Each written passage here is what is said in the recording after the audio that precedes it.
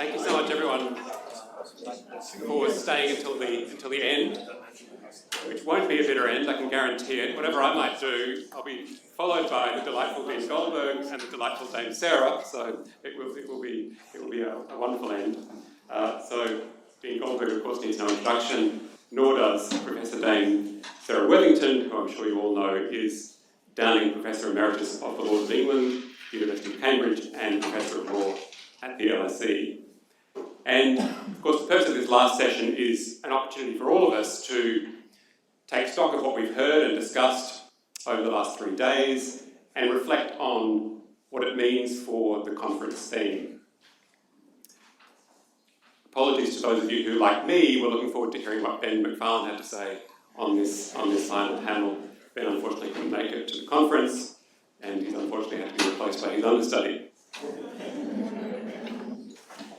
So the order of proceedings is that the three of us will offer some reflections about the conference and the theme, and then we'll hopefully have a little bit of time at the end for comments by anyone who would like to make any.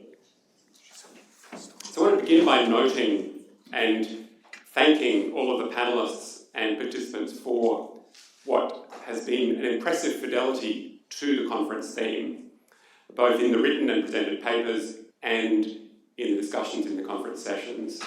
I think the conference has offered us a rich set of ideas about the inside and the outside of private law, and a much broader set of insights into the scholarly uses that can be made of the inside-outside metaphor.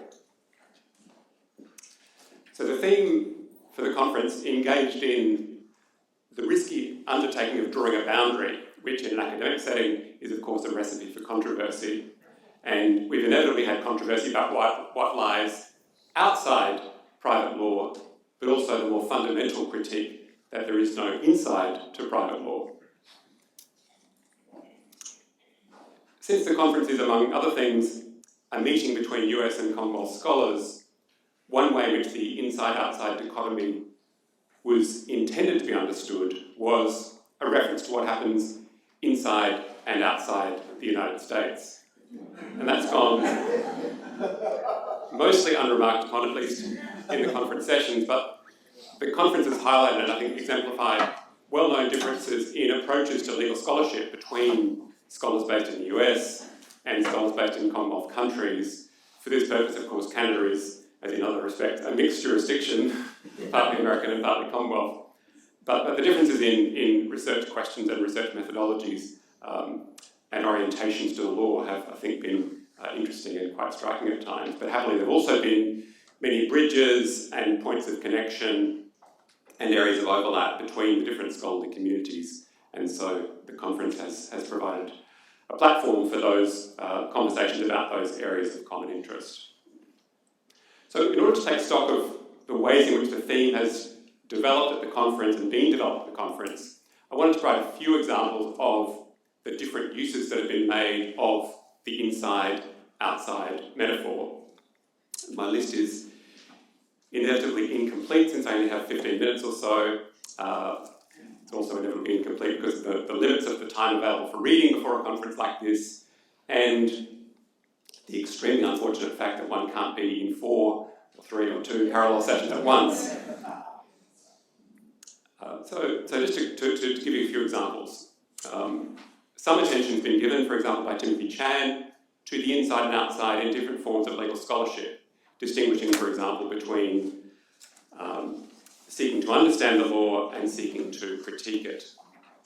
We might also distinguish between internal and external justifications for a legal rule, as Donald Nolan did this afternoon in discussing loss of a chance as damage in a medical negligence context, giving the example of deterrence as an external justification and taking account of the risks of under and over deterrence. An important set of questions for those of us living in settler colonies concerns the interaction between the common law and Indigenous law. So in her paper, Nicole Moram asked how Maori customary law can be brought together with the common law in a way that retains the integrity of both systems, while Kate Falconer asked related, if more critical questions about the interaction between Australian law and Indigenous law. We might also gain external perspectives from thinking about legal fields and legal institutions and legal phenomena as social rather than legal institutions, as, for example, Ken Oliphant did. And that, of course, has long been a source of insight in legal scholarship and has continued to be at this conference.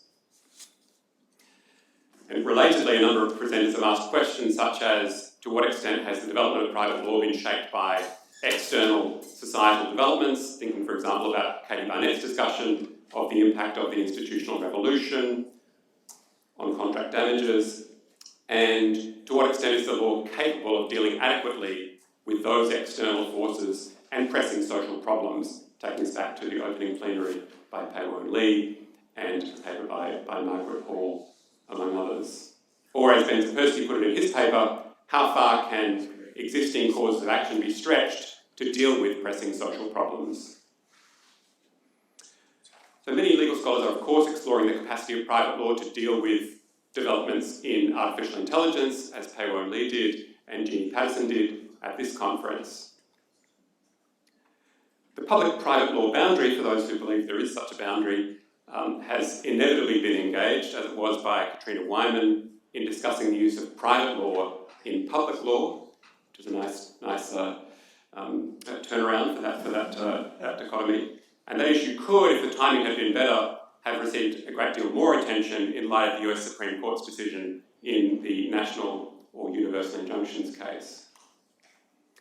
So a commonly asked question at this conference, of course, has been what can be learned about an issue from looking outside one's own jurisdiction, or, of course, outside one's own legal system, from the common law to the civil law, and vice versa, as Catherine Volker, Berke Hecker, and Chiara Kennefic did earlier today. And Chiara Kennefic added an additional perspective of critical legal theory and the question of the politics of the legal issue, which is in question. And we could see politics, of course, as standing outside law, as it commonly is, or we could see the critic as standing outside private law in the sense of conventional legal thinking, pointing out the hidden politics within it.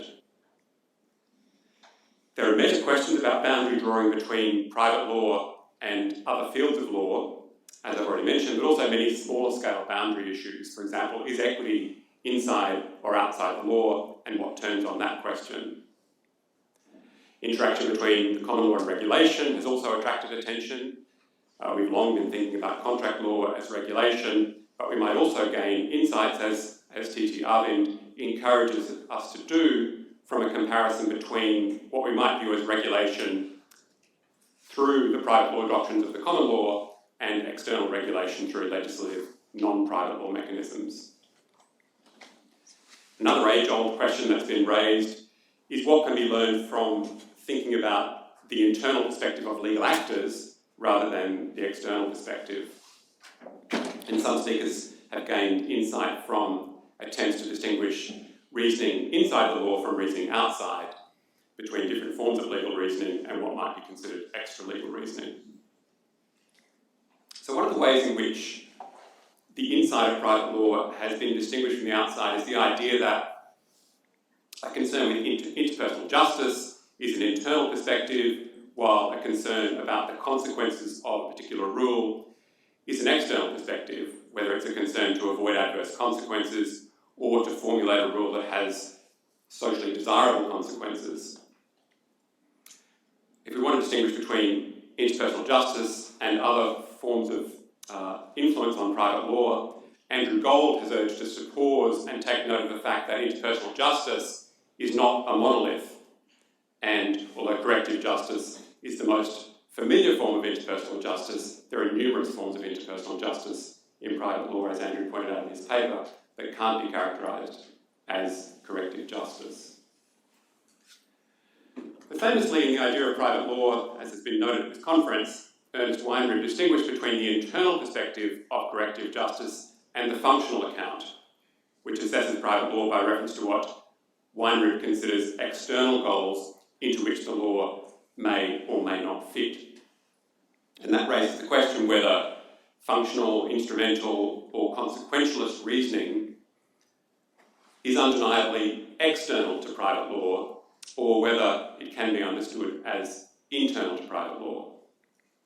And the theme of an earlier conference in this series, held in Singapore back in 2008, was the goals of private law. So the framing of that theme, the goals of private law, assumed the internality of instrumentalism to private law. And unsurprisingly, that theme, like our present theme, certainly did not go uncontested.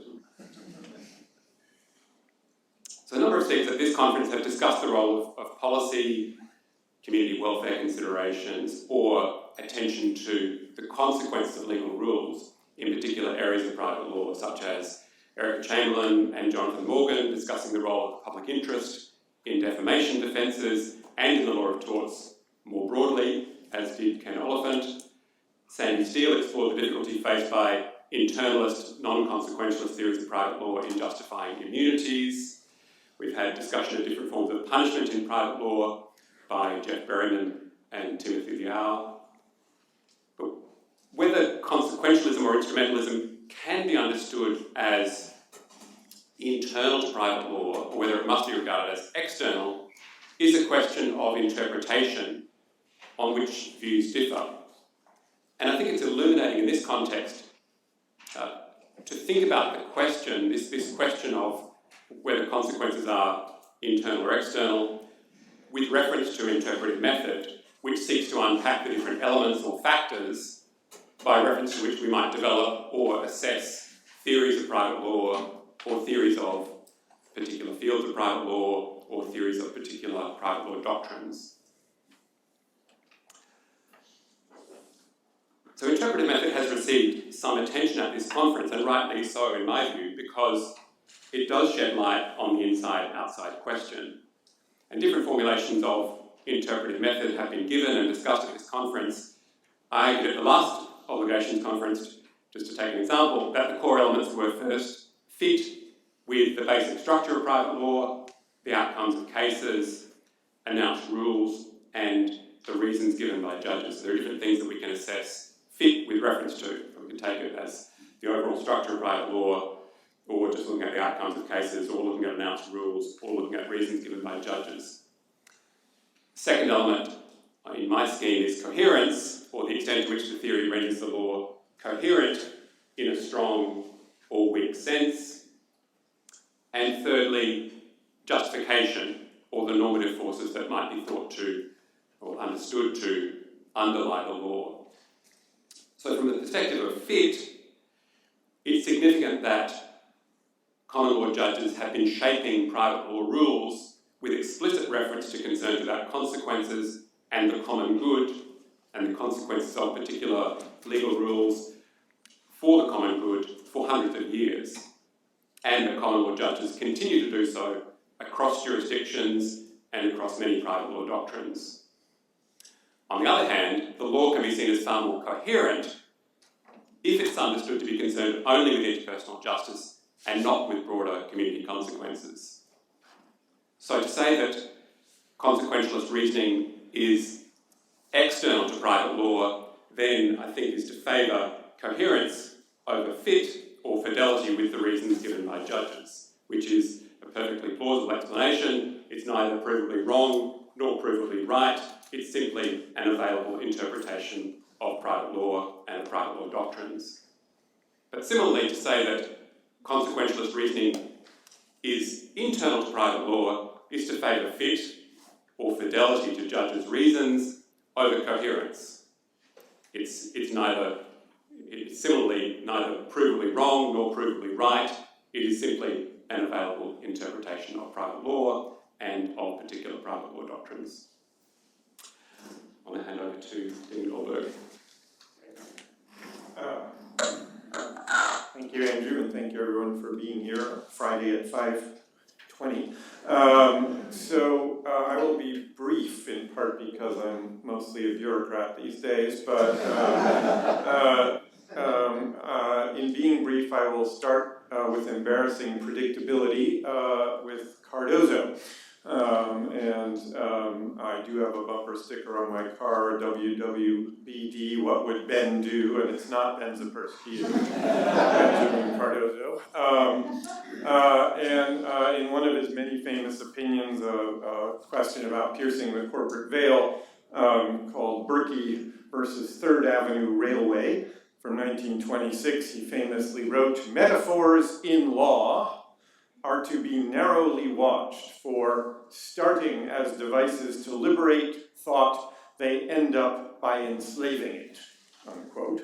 The man had a gift for the turn of phrase, if nothing else. I want to take that reflection on metaphors in law and carry it over to metaphors in legal academic discourse. The title of Obligations 11 obviously is Private Law Inside and Out, and I'm pretty sure that's metaphoric, since it is far from clear that private law has an inside or an outside, like a donut or something. So do inside and outside liberate thought? What about other terms like private and public? Well, I think so. As Andrew has just articulated quite beautifully and impressively, the inside-outside distinction can mean many things and has meant many things in the last few days. And each of those terms, in fact, carries many meanings. It can start with inside or internal. Let's start with inside.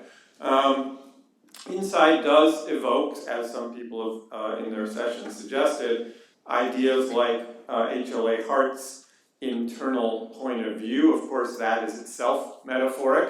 But I think it is helpful because it invites us to think about how do lawyers and judges doing their jobs inside the legal system, if you will, understand and experience what they're doing.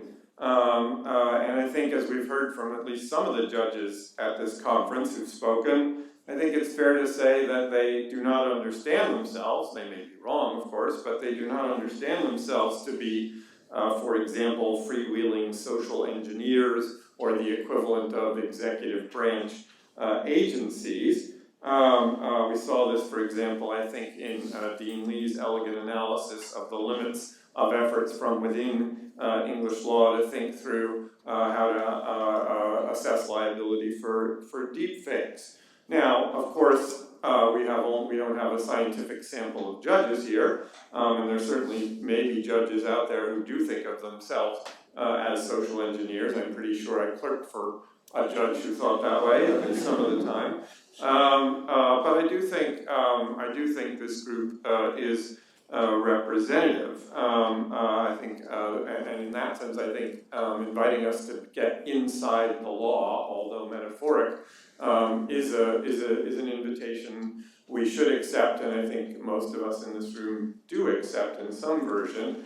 A little bit of intellectual autobiography. When I was a million years ago in college and grad school, I took courses on social science methodology, and the big debates back then, I'm sure they've long since moved on, were debates about internal and external in a sense. They were about, is social science fundamentally about coming up with causal generalizations, the conditions under which you will get a revolution or won't get a revolution, that sort of thing. When can you predict what's going to happen next in the political sphere on the one hand, versus a kind of internalist understanding of political and social practices associated with the German theorist Dilthey, with Peter Winch, with Clifford Geertz, a more sort of anthropological understanding of what are we looking at when we're looking at a social phenomenon, and it's human and it can't just be sort of captured adequately causally, and I think Hart was part of some of those debates. So I've always been kind of wrapped up in some sense in these internal versus external questions, and I do find them valuable for this reason. That said, I focused on the inside. I don't think there's anything wrong with focusing on the outside, and indeed, much to the credit of our very enlightened conference organizers, we have heard from scholars with a lot of sympathy for the value of looking at private law from the outside. And obviously that includes people like Judge Calabrese and Professor Sharkey talking about things like compensation and harm reduction. And also Professors Brooks and Rose on the importance of thinking about things like models of alternative models of self-interested action and the economic and social value of standardization. I think it is actually a virtue, I know not everyone agrees with this, but I think it is a virtue of the American Legal Academy that it is open and wide-ranging in these ways, even if it can also create some challenges at various times. So I think if we go back to Cardozo and ask, does the metaphor of inside and outside start off as a device to liberate thought? Yes, I think so. But now let's ask the second part of the question that comes out of the second part of his statement, which is, do these metaphors end up, quote unquote, enslaving it? And I think clearly they can. Among other things, I think it is too easy to assign way too much content or baggage to words like inside or internal on the one hand and outside or external on the other. There is the occasional suggestion, which we've heard from time to time, for example, that someone, a judge or a scholar, looking at a subject within private law from the inside is not permitted to think consequentially or in a consequentialist manner, and I think that, at a minimum, is an overstatement. The point is better put, if it is put at all, that the internal perspective calls for consequences to be considered in certain ways or in a certain framework. Again, we can always turn to Cardozo for enlightenment, and this is something that Ben Sapersky and I have written about. There's another of his famous opinions is the Ultramaris case on a liability of accountants for negligently conducted audits and whether anyone who ends up relying on the problematic audit can recover from the accountant. And he says, no, there has to be something like privity or near privity between the accountant and the relying party before there can be liability. Well, the opinion has some language, which I should pull out, excuse me. Oops, wrong one, there we go. So thinking about this, how much liability there ought to be, in a sense, for accountant malpractice, he says, if liability to this entire class of relying plaintiffs exists, then, quote, a thoughtless slip or blunder, the failure to detect a theft or forgery beneath the cover of deceptive entries, may expose accountants to a liability in an indeterminate amount for an indeterminate time to an indeterminate class. The hazards of a business conducted on these terms are so extreme as to enkindle doubt whether a flaw may not exist in the implication of a duty that exposes the accountant to these consequences, unquote. Right? Now, there's different ways to read this passage, obviously, but I would submit, based on reconciling this passage with many other things Cardozo said, that the best way to read this is not the way it is most commonly read. It is most commonly read to say, here is Cardozo, proto-instrumentalist, saying, gee, there's too much liability if everyone who relies can sue the negligent accountant, and we can't have too much liability, it's bad for the world. I don't think that's what he's saying. I think what he's saying is, if we were to recognize that accountants actually owe it to this entire broad class of people to be vigilant of their interests, they would be under a very onerous duty. It would interfere with the way in which they do their jobs. And it is the duty that we're trying to figure out, not the consequences per se. The consequences tell us something about how we should think about the duty, but at the end of the day, it's really a question about the duty. So that's a way of being consequentialist from inside private law, I would say, and I think it's quite sensible and healthy, and I think judges do that all the time, and should. Another and more controversial example, and then I'm done. I can't see if Greg is still here. I hope not, because he'd throw something at me. So I'm safe. I admit it's a more contentious example than the one I just gave. Interpretively, there's the famous opinion by Justice Roger Traynor in Escola, his concurrence, where he announces the idea of strict products liability, and the court doesn't go for it, but it sets the stage for what will later be the adoption of that doctrine in California and then ultimately in pretty much every US jurisdiction.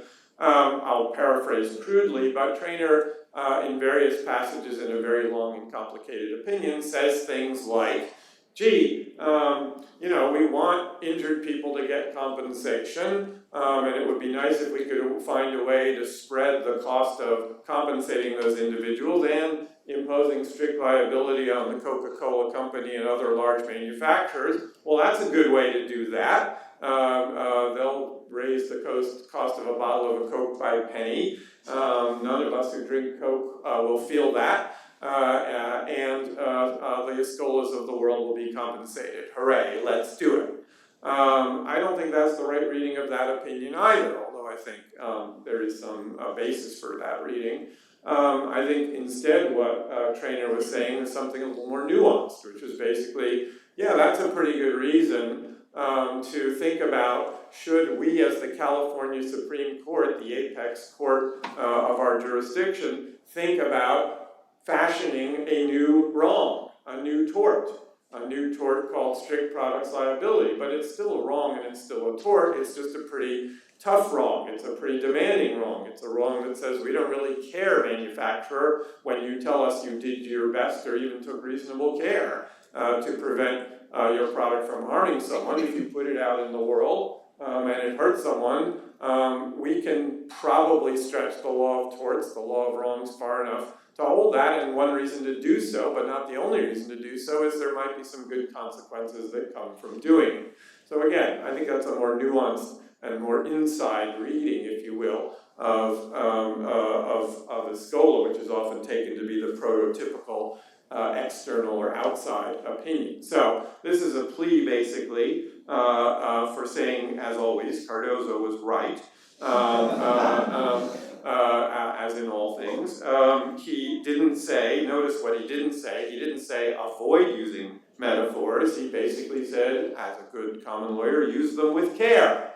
Economists in the room think the difference between activity levels and care levels. Go ahead, in the activity of using metaphors, just use them carefully.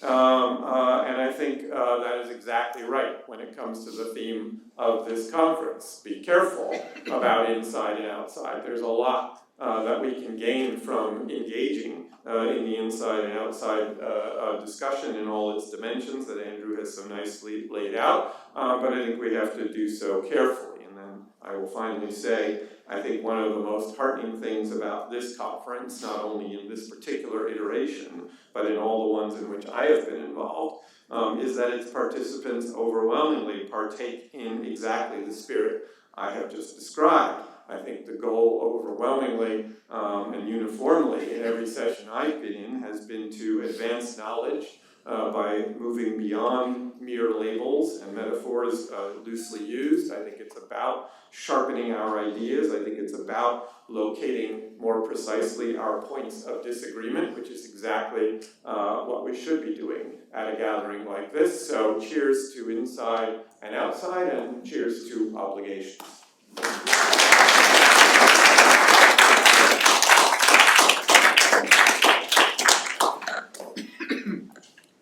2 microphones. Can you hear me at the back?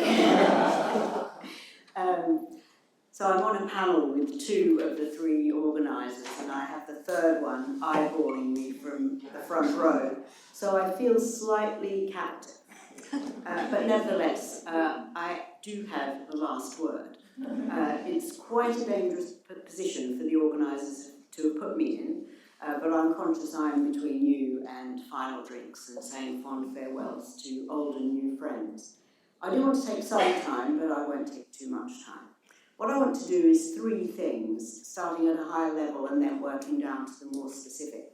I want to say something, first of all, about this conference series, and then secondly, something about this particular conference, and then thirdly, something about my own reflections as they emerged while I was attending the papers, especially those that touched on property. So first of all, about the conference series. I know I'm speaking to the converted, but this is and is justifiably known as the best private law conference in the world. I can say that to us, can't I? But it acquired that... I can say that. It acquired that reputation really quite quickly, and it's worth pausing to think about why it did so. I've not been to as many conferences as Andrew's been to, but I looked back over the last 10, and I'm pretty sure I've been to either 8 or 9 of them. It's probably true that if you got together an international group of quite passionate people talking about private law, then good things will happen, good connections will be made, papers and conversations will stimulate and influence what you do next. But I think the reason it's done in spades at these conferences is because of the theme. Somehow or other, I suppose it's a bit like judges given a new set of facts, and it's always a new set of facts. It's never the kinds of things that we use when we're teaching. Judges given a new set of facts have to think about the law they know in a different way, and that makes them do something quite special. I think for us, at the conceptual level or the policy level, or with these themes, that's what we're made to do. And they're broad enough, they're always broad enough, so that any specialism, anyone's work, could fit. So you look at this conference, we've had 7 or 8 plenaries, depending on how you count them, and almost 90 papers. So that's how many people could make their work fit in this theme. And when I went back to the earlier themes, it started with connections and boundaries in Melbourne, principle and policy, and challenge and orthodoxy. Even the 10th one, so the previous conference, was private law and the state. And I thought, how the hell will I make my work fit into that? But the conference organisers had asked me to go, and it was Banff, and we'd had a long break, and my work was definitely going to fit in there. But I think the point I really want to make is that I think lots of you, like me, will have found that each time you're made to do that, you think very, very profitably about your own work through a different framework and a different lens. So each time I've spoken at these conferences, that's happened. And I can almost track on my CV the leaps in my thinking, my intellectual development that's been stimulated by these conferences. That's special and that's unique. So I suppose my first comment is really a thank you to Andrew for 23 years of doing this.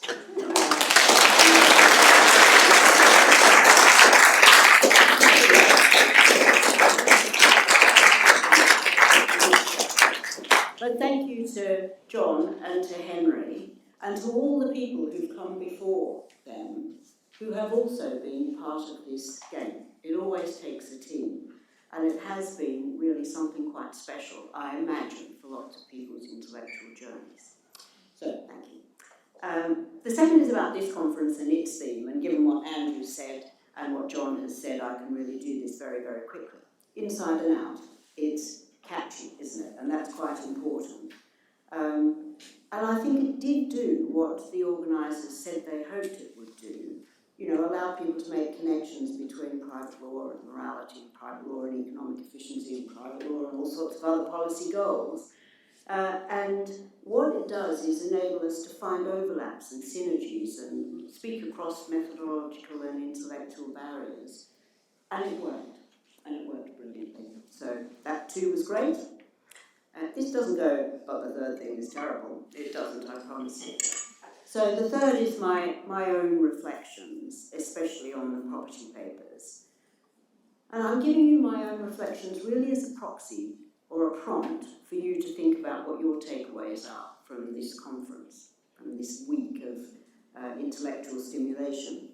I'm not going to name any authors, so I'm not going to do what Andrew did, partly because it would take too long to name the people who are my old and now my new current heroes.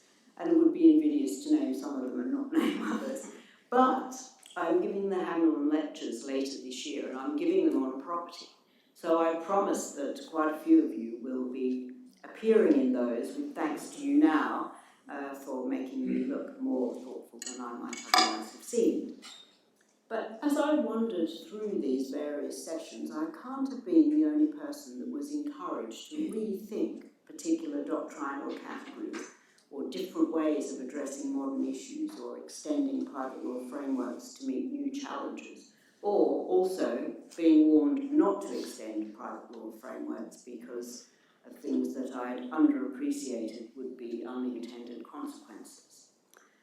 And it seemed to me that that happened, and I do think I won't be the only person, because the theme encouraged speakers to position themselves in a broader framework. So everybody who spoke put themselves in a broader methodological or philosophical or political terrain, and that led to far more reflective expositions, so that the papers themselves became part of a larger, broader conversation about the nature and the justification of private law. And when you've got those kinds of papers, it makes you rethink your own work, and that can be quite a useful thing to do. So, I'm not naming names, but people will be able to pick out their own papers. For instance, the papers on the development of trust law in Singapore and China, which I didn't actually go to because it was in conflict with other things that were on at the same time. That can be pretty irritating.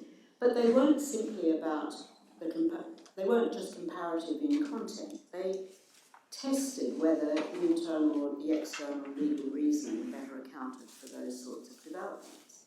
And similarly, the insights from Maori and indigenous Australian traditions didn't merely present that as outlier views, but as a normative resource that challenges our traditional dichotomies. So there was that kind of big idea thinking that I really valued. But at a more subtle level, what also struck me was the variety that emerged in how people interpreted inside and outside. So some people, is it lawyers versus non-lawyers? Is it the kind of things that we're interested in the way we do things and how we reason, compared with how non-lawyers do all of those sorts of things? So was it that? Or was it about academics as opposed to practitioners, especially judges?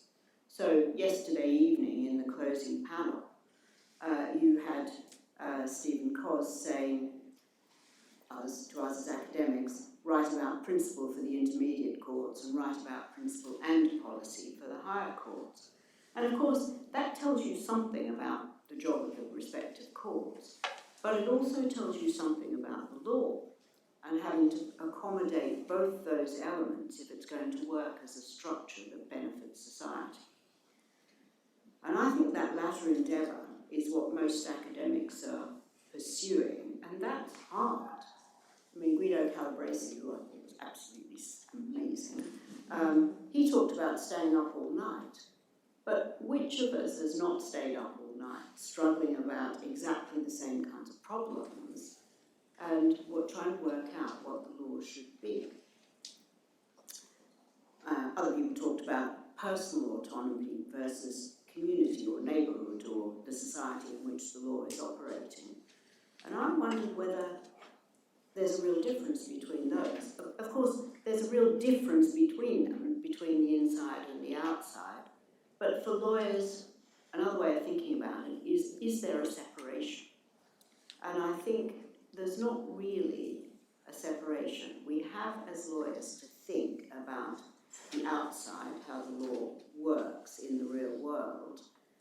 But we have to also think about the inside and what it is that we're doing to make sure that the law works well. So this has always seemed to me the hardest kind of problem. What do you do about moving rules, creating new rules, changing the paradigms? So some of the papers dealt with the regulation of AI agents, responses to deepfake harms, the implication of digital commodification. So that's an area where either what we've got will work, or we're going to have to make some adjustments. And getting that right matters, because to the extent that what we write about gets taken up, that's going to affect other people. It has consequences for people in society. So how do we decide what our approach should be, or whether change is necessary? And I think it's not really about the inside or the outside, but it's about what we do on the inside that makes it work on the outside. And I won't try and defend this here. I'm looking at Henry. It seems to me that we don't want lots and lots and lots of rules. I do agree with that, but we do need clear concepts and a pluralist approach. When we're thinking about which set of concepts show us the way forward, and whether another set of concepts is more apt to use in a new situation, which does sound all very Henry Smith, doesn't it? But it also sounds like plenty of other people. We're never on this journey alone, and there are quite a few people doing similar sorts of things with different labels. But that raises then a question: how do you know which set of concepts is the best, or when a set of concepts needs extending? And so this is the image I'm going to take away. You remember when Carol Rose was giving her plenary, and she put up on the screen here this standard grid map of various cities. And did you notice that some of the grids were north-south, and then just above them was one that went, northwest, southeast, and one that went northwest, southeast. And to me, that was almost the perfect picture of some of our most troubling legal questions. So what this map was supposed to do was enable you to, get around your area in an easier fashion, know your way around the place. But what our problem often is the north-south grid where we're supposed to be with that kind of background and those kinds of concepts and those sorts of underpinnings when we're solving a particular problem? Or are we in the northeast-southwest part of the map? Or are we falling between the cracks where they join up and we need some slightly newer dimension? So that's the picture of the legal problem I'm taking away with me, and I do hope you've got one that you're taking away with you. But I think we're all pretty much on the same sort of journey, just working out different tools to do it. So now I'll get to my final few sentences. What I want to do now is just take the liberty, on behalf of all of you and me, these people here,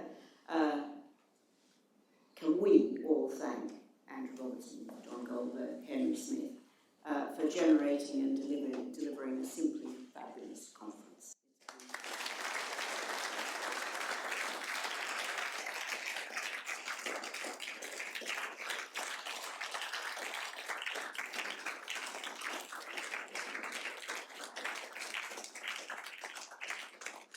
I had a few sentences, not just one. What they've done is they got together an enormously diverse range of scholars from across the common law and the civil law systems, and people engaged, I thought, in an exceptionally wide range of private law fields, different areas. They had world-leading scholars, they had superb judges, but they had a stellar range of younger colleagues that is really reassuring that the future is in good hands. I thought that was quite special. So I'm sure that we will all leave with increased knowledge, greater conceptual and theoretical clarity, all those good things, but also renewed energy for the projects we're all embarked on, because we spent such a stimulating few days with old and new friends and colleagues. So now you can cheer. You don't have to do it all again.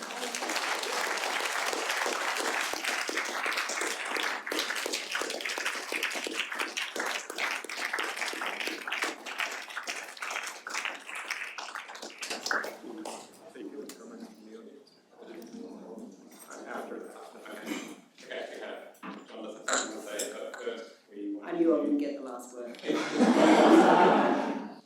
have up to 10 minutes or so. Anyone would like to offer some reflections on the inside and out? No obligation.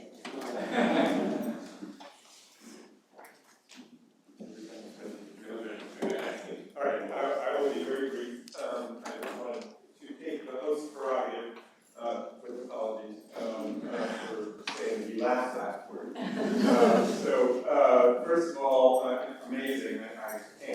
looking at about 80 people, I think, on Friday at 6 p.m. after 4 days of conferencing. So God bless you all. You're a hard bunch.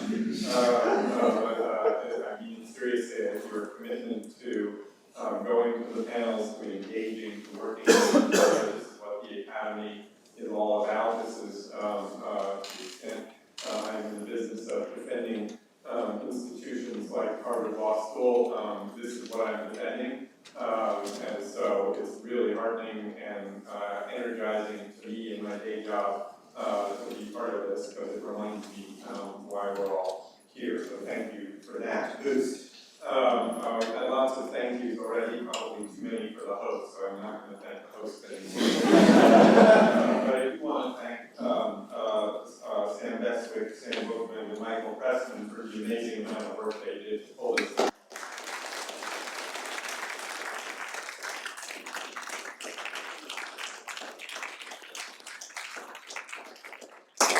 I also want to thank again our sponsors, Hart Publishing and Aspen Publishing, who very generously supported this and helped make it possible. I'll close with a reflection on the fact that this has been noted as the first obligations iteration to take place in the U.S. There's lots one can make of that as this particular moment. For me, of course, being sort of Harvard focused, I couldn't, as I said at the outset on day one, I couldn't be more thrilled that this is happening at Harvard Law School. I mentioned on Tuesday night the incredible tradition of private law scholarship at Harvard. I did mention that at some point kind of public law took over a little bit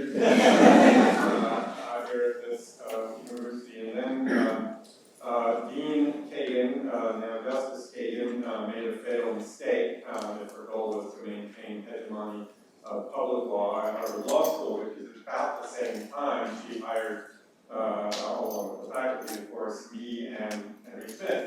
So Henry and I, who had met once maybe at a conference before then, I think at UVA, but didn't really know each other, found ourselves together here at Harvard Law School with very different backgrounds. Henry with linguistics and economics, although he kind of knows everything, it's very annoying. Me more with political philosophy and things like that, but we kind of instantly hit it off because of really caring about private law. And we've been for years now. Henry, of course, runs the program on the foundations of private law here at the law school, which has been a fantastic initiative. We've together co-taught for years now the private law workshop, PLW as we like to call it. I would like to note that the public law side of the faculty has stolen our acronym for the public law workshop, PLW. So I just want to take this moment to publicly thank Henry, not for what he's done at this conference, which has been amazing, but for being a partner as we have endeavored to strengthen and rebuild to some extent an incredible tradition at Harvard Law School with the help of amazing students, many of whom are in this room, and I'm delighted to see them, to revive and energize a kind of inquiry we've seen at this conference, the broad internal, external inquiry into the private law. A lot of that, I think, has made a difference. I think it's changed the discourse in the American Legal Academy, and I'm not patting myself on the back for that, I'm patting Henry on the back, so I'm allowed to do that. So thank you, Henry. Now